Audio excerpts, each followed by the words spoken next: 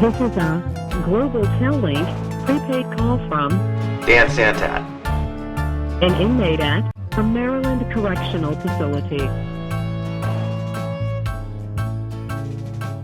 If you want to speculate with me here for a second, if we suspect there wasn't a phone booth at Best Buy, that means the crime maybe didn't happen there.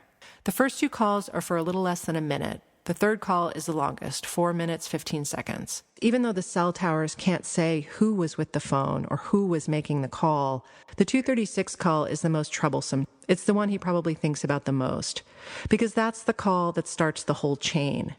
And he also thinks about it because he says he has an alibi for that time. Tell me again what you just told me. I woke up at 4:15. I couldn't sleep. I think I was in a shark suit. Maybe I wasn't. I don't know.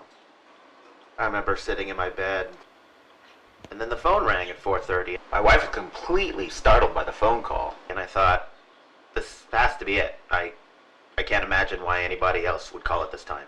I answered the phone, and it was Junko Yokota, the chair of the Caldecott Committee, and she told me that I had won the Caldecott Medal, and I started to cry right there on the spot.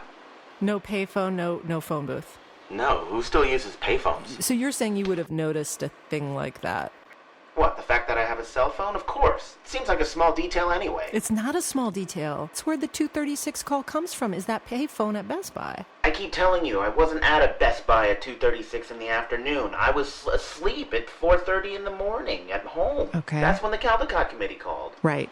Anyway, as I was saying, my wife shouted, "Yay!" And then my youngest son heard the commotion and he said, "Yay!" And then I went to my oldest son and he was asleep.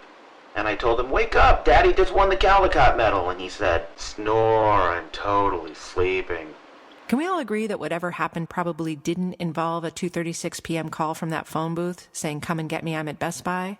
Yeah, I can't imagine sleeping at a Best Buy parking lot. That would be weird. People walking by and watching you sleep. No privacy.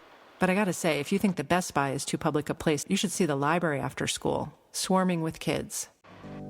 Well, what I see is you have this witness, but his story has shifted rather significantly over time. And you have these call records, but I don't think they're as ironclad as you're making them out to be. Because for the most part, they don't exactly align with your witness's narrative. There are key moments when they do support his version of that night. But what about the rest of the day? Next time on Serial.